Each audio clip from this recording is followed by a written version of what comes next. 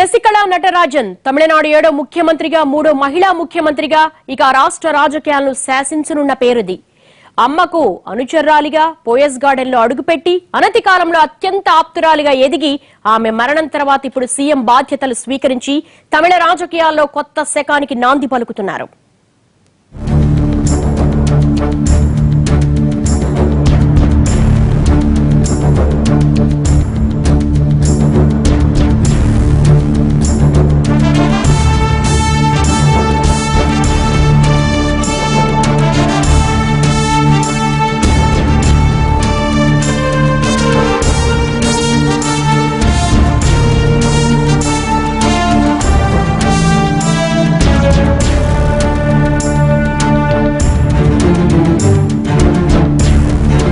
శశికళ ప్రత్యక్ష రాజకీయాల్లో అడుగుపెట్టకపోయినా తమిళ రాజకీయాలతో విడదీయరాని అనుబంధం ఉన్న పేరది. తమిళ రాజకీయాల్లో చిరస్థాయిగా నిలిచిపోయే జయలలిత అనుంగు మిత్రురాలిగా ప్రపంచానికి పరిచయం అక్కర్లేని వ్యక్తి ఆమె. గడచిన 30 ఏళ్లుగా జయలలితను కంటికి రెప్పలా చూసుకున్న ఒకే ఒక్క వ్యక్తి ఆమె.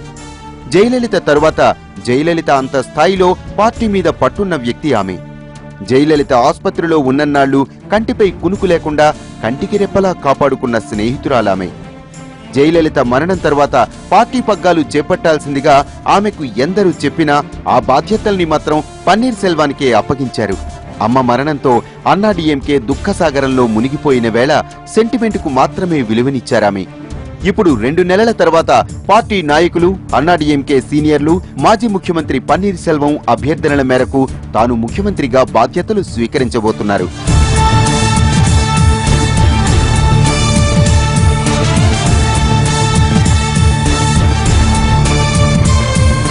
ఆరు పదుల తమిళ రాజకీయాల్లో ఇప్పటి వరకు ముఖ్యమంత్రులు అయ్యింది 6గురే.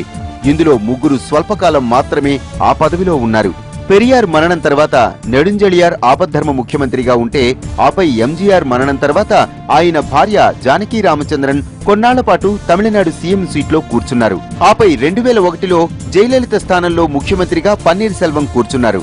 ఆపై మొత్తంగా అప్పటి నుంచి ఇప్పటి వరకు తమిళనాడు సీఎం పీఠాలు అన్నాడీఎంకే అధినేత్రి జయలలిత, డీఎంకే అధినేత కరుణానిధిల మధ్యే మారుతూ వచ్చింది. కానీ జయలలిత మరణం తర్వాత ఈ స్థానంలోనికి ఓ కొత్త వ్యక్తి అడుగుపెట్టబోతున్నారు. తమిళనాడు ముఖ్యమంత్రుల్లో 7వ వ్యక్తిగా శశికళ నటరాజన్ పదవీ బాధ్యతలు స్వీకరించబోతున్నారు.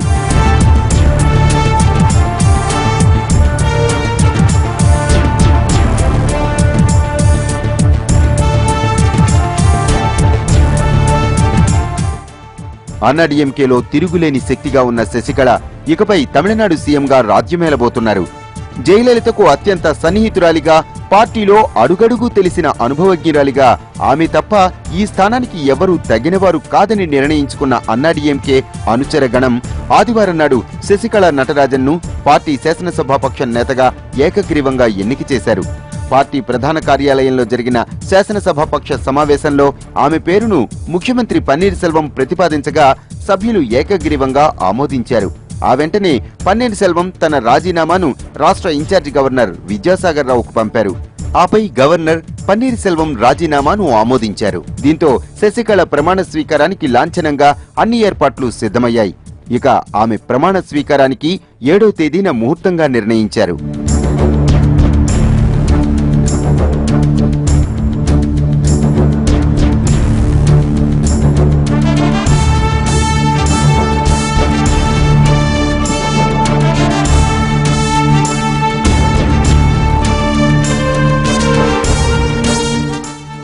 వాస్తవానికి జయలలిత మరణం తర్వాత వెంటనే ముఖ్యమంత్రి బాధ్యతలు స్వీకరించాల్సిందిగా అన్నాడీఎంకే నేతలు ఆమెను కోరారు. కానీ అలాంటి సమయంలో ఎలాంటి వివాదాలకు తావివ్వకూడదన్న ఆలోచనతో ఆమె తన నిర్ణయాన్ని వాయిదా వేసి మరోసారి పన్నీర్ సెల్వాన్ని సీఎం సీట్లో కూర్చోబెట్టారు.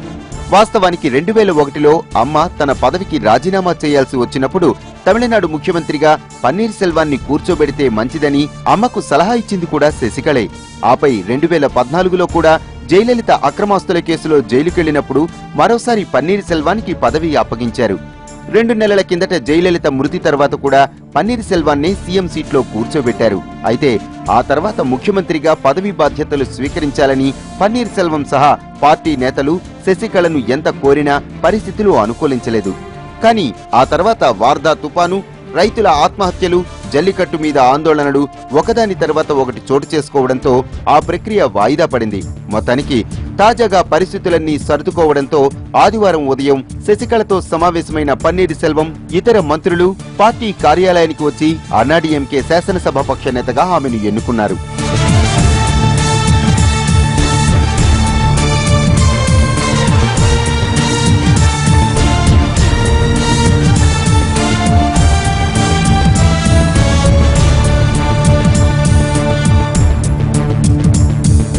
మొత్తంగా తమిళనాడు రాజకీయాల్లో మూడో మహిళ ముఖ్యమంత్రి పీఠాన్ని అధిష్ఠించబోతున్నారు. 1987లో ఎంజీఆర్ మరణం తర్వాత అతని భార్య జానకి రామచంద్రన్ కొన్నాళ్లు ముఖ్యమంత్రిగా ఉన్నారు. ఆపై అన్నాడీఎంకే అధినేత్రి జయలలిత 5 సార్లు ముఖ్యమంత్రిగా పనిచేశారు. ఆమె మరణం తర్వాత మిగిలిన 4.5 పాటు రాష్ట్రాన్ని పాలించే బాధ్యతల్ని ఇప్పుడు పార్టీ శశికళ నటరాజన్ కు అప్పగించింది. దీంతో తమిళనాడుకు మూడో మహిళా సీఎంగా శశికళ చరిత్ర సృష్టించబోతున్నారు.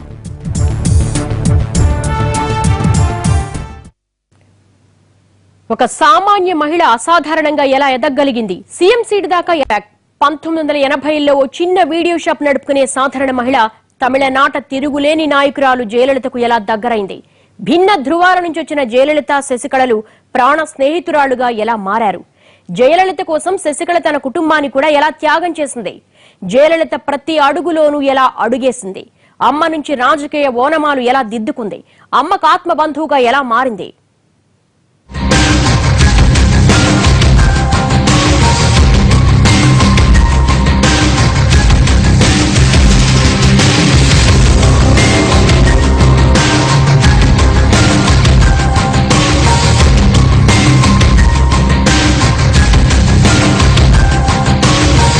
తమిళ రాజకీయాల్లో అన్నాడీఎంకే పేరు చెప్పగానే వినిపించే పేర్లు ఎంజీఆర్, జయలలిత.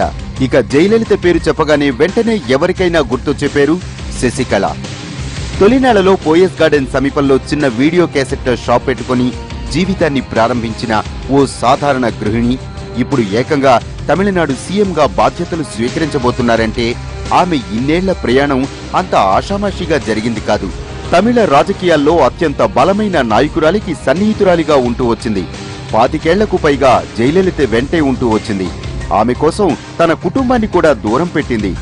జయలలిత, శశికళ మధ్య సాన్నిహిత్యం ఏ స్థాయికి వెళ్ళిందంటే శశికళ అక్క కొడుకు సుధాకరన్ను జయలలిత ఏకంగా దత్తత తీసుకుని 100 కోట్లతో వైభవంగా పెళ్లి చేయించింది. జయలలిత అధికారంలోనే కాదు, అమ్మ ఎదుర్కొన్న అవినీతి ఆరోపణల వెనుక శశికళ పేరు వినిపిస్తూనే ఉంటుంది. అలా 1 కాదు 2 కాదు 25 ఏళ్లకు పైగా అమ్మ అత్యంత సన్నిహితురాలిగా ఉంటూ అటు పార్టీ మీద ఇటు ప్రభుత్వం మీద అమ్మ స్థాయిలో పట్టు పెంచుకున్న ఒకే ఒక వ్యక్తి శశికళ.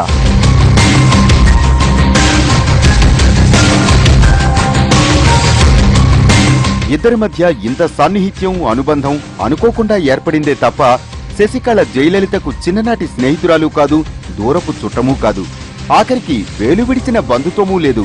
శశికళ ఓ సాధారణ గృహిణి. తమిళనాడు ప్రభుత్వంలో కాంట్రాక్టు పద్ధతిలో పీఆర్ఓగా పనిచేసే నటరాజన్ సతీమణి. ఓ సాధారణ ఉద్యోగి భార్య ముఖ్యమంత్రికి చేరువ కావటం, విడదీయలేనంతగా అనుబంధం పెనవేసుకోవటం అంతా కాకతాళీయంగా జరిగినవే. ఓ సాధారణ పీఆర్ఓ భార్యగా ఉన్న శశికళ తొలినాళ్లలో పోయస్ గార్డెన్ కు సమీపంలో ఓ వీడియో పార్లర్ నడుపుతూ ఉండేది.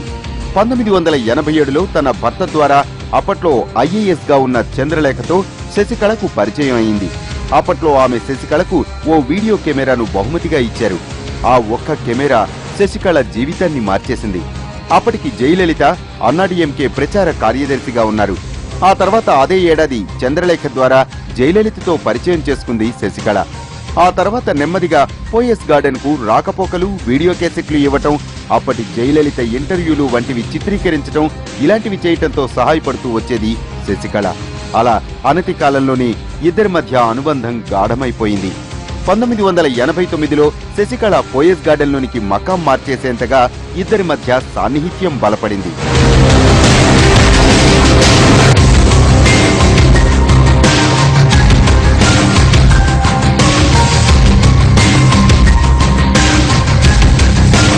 వాస్తవానికి అన్నాడీఎంకే పార్టీలో చేరకముందు నుంచే జయలలితతో శశికళకు పరిచయం ఉంది. అలా పోయస్ గార్డెన్ లోనికి అడుగుపెట్టిన శశికళ జయలలితకు సంబంధించిన అన్ని వ్యవహారాలు చూసుకునేది. ఆమె ఆహారం దగ్గర నుంచి పోయస్ గార్డెన్ వ్యవహారాలన్నీ తొలినాళ్లలో శశికళ ఆధీనంలోనే నడిచేవి. ఇలా తన బాధ్యతలన్నీ శశికళకు అప్పగించేశారు జయలలిత. అలా కొన్నేళ్ల తర్వాత శశికళ భర్త నటరాజన్ ప్రభుత్వ వ్యవహారాల్లో ఎక్కువగా జోక్యం కలగజేసుకుంటున్నారన్న ఆరోపణలొచ్చాయి. దీంతో నటరాజన్ను దూరం పెట్టాలని జయలలిత నిర్ణయించుకున్నారు. ఆ టైంలో నటరాజన్ పోయస్ గార్డెన్ విడిచి వెళ్లిపోయినా శశికళ మాత్రం అమ్మతోనే ఉండిపోయారు. ఇలా ఇద్దరి మధ్య అనుబంధం మరింత బలపడింది. అక్కడి నుంచి జయలలితకు అన్ని సమయాల్లోనూ ఆలంబనగా ఉంటూ వచ్చారు.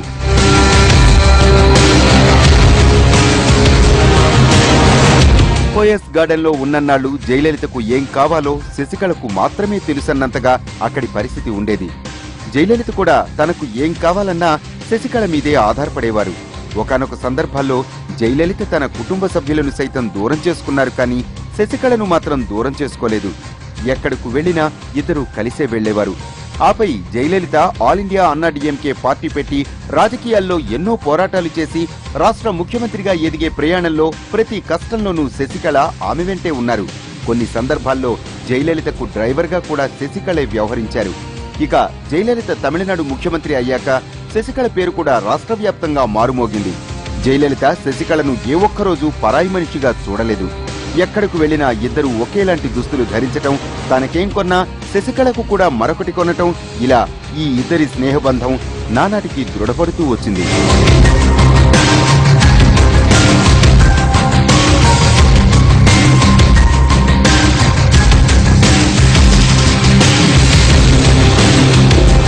ఈ ఇద్దరి మధ్య బంధం ఎంత బలపడిందంటే శశికళ అక్క కుమారుడు సుధాకరన్ను జయలలిత దత్తత తీసుకున్నారు. ఆయన వివాహాన్ని నభూతో నభవిష్యత్ అన్న రీతిలో జరిపించారు. కళ్లు తిరిగిపోయేంత ఖర్చు చేశారు. వాస్తవానికి ఇదే పెళ్లి జయలలితకు చిక్కులు తెచ్చిపెట్టి ఆమెను కేసుల పాలు చేసింది. అయినా జయ అంటే అది శశికళ ఒక్కరే. ఒకరొక దశలో మనస్పర్ధలొచ్చి అమ్మకు దూరమైనా ఆ తర్వాత ఒకే ఒక్క లేఖతో మళ్లీ అంతే చేరువయ్యారు. ఆ తర్వాత నుంచి అమ్మ వెనుక అమ్మలా ఉంటూ పార్టీ వ్యవహారాలపై పట్టు సాధించారు శశికళ.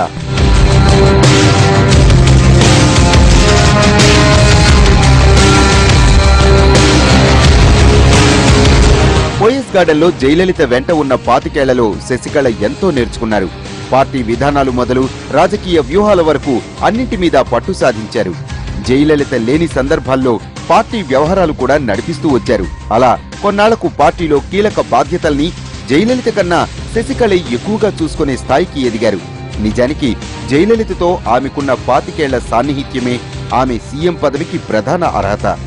ఆ 25 ఏళ్లలో పోయస్ గార్డెన్ లో జయలలిత దగ్గరే రాజకీయ ఓనమాలు నేర్చుకున్న శశికళ అనతి కాలంలోనే జయలలిత స్థాయికి ఎదిగారు. అటు పార్టీ మీద, ప్రభుత్వం మీద, రాజకీయాల మీద పూర్తి స్థాయిలో పట్టు సాధించారు. అందుకే జయలలిత మరణం తర్వాత అన్నాడీఎంకే నేతలంతా చిన్నమ్మకు దాసోహం అయ్యారు.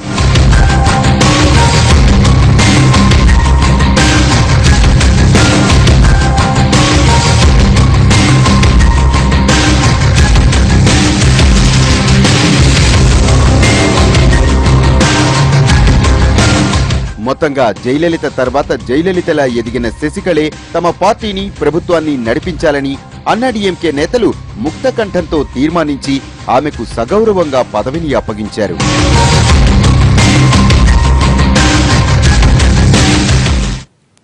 స్టోరీ బోర్డులో బ్యాక్. ఆమె మాట్లాడటం ప్రపంచం ఎప్పుడూ వినలేదు. ఆమె నవ్వడం ప్రజలు ఎప్పుడూ చూడలేదు. ఆమె వ్యూహాలు ఎవ్వరికీ అంతు చిక్కవు. ఆమె పథకాలు అమలయ్యాక తప్ప ఎవరికి అర్థం కావు. పార్టీలో అన్నేళ్లుగా ఆమె మౌనమే శాసనం. ఆమె కనుసైగే ఆదేశం. సామాన్య కార్యకర్త నుంచి ముఖ్యమంత్రి స్థానం వరకు ఆమెది నిశ్శబ్ద వ్యూహమే. జయలలిత వెంటే నీడలో నీడగా శశికళ ఎలా అడుగులేసింది.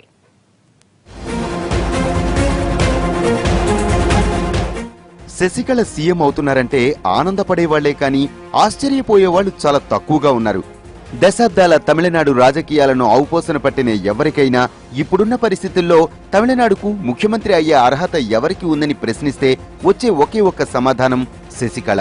ఎందుకంటే పార్టీ కోసం, పురచ్చి తలైవి కోసం తన కుటుంబాన్ని, తన జీవితాన్ని త్యాగం చేసిన వ్యక్తిగా, పార్టీలో అన్ని రంగాల మీద, అన్ని విభాగాల మీద, అందరూ నేతల మీద పట్టున్న నాయకురాలిగా, అన్నింటినీ మించి జయలలితకు 25 ఏళ్లకు పైగా నీడలా అండగా ఉన్న వ్యక్తిగా ఆమెకు ఉన్నన్ని అర్హతలు మరెవరికీ లేవు.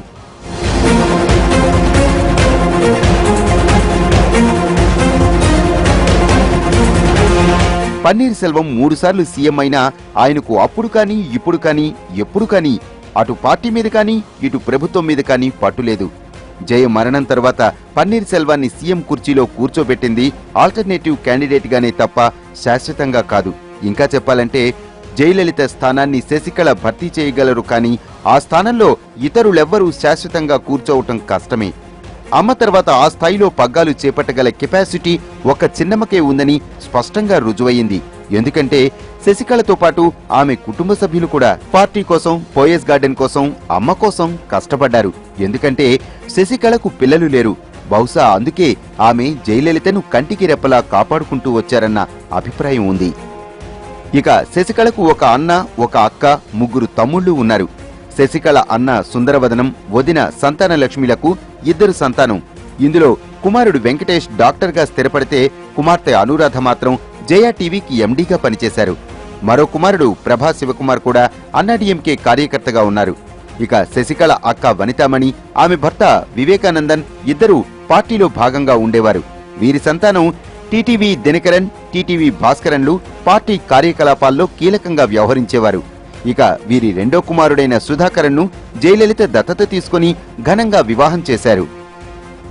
ఇక శశికళ పెద్ద తమ్ముడు జయరామన్ ఇప్పుడు మరణించిన ఆయన భార్య ఇళవరసి అన్నాడీఎంకేలో కీలక భూమిక పోషిస్తూ వచ్చారు.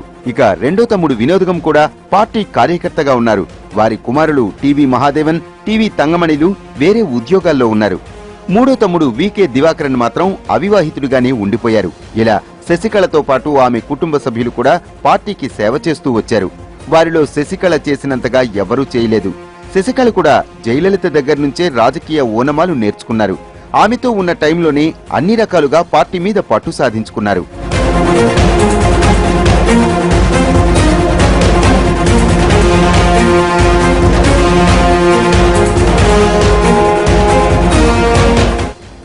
రాజకీయాల్లో శశికళ ఆరితేరారని చెప్పడానికి గడచిన 2 నెలలుగా ఆమె వ్యవహరించిన తీరే ఉదాహరణ.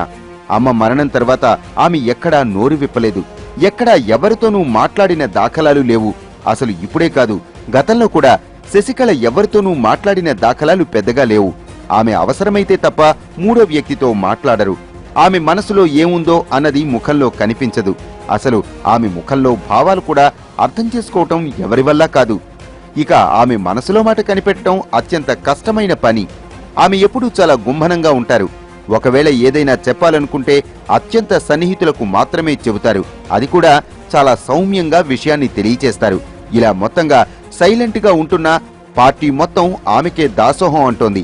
పార్టీ, ఎమ్మెల్యేలు, ఇతర నేతలు అంతా ఆమె కంట్రోల్లోనే ఉన్నారు.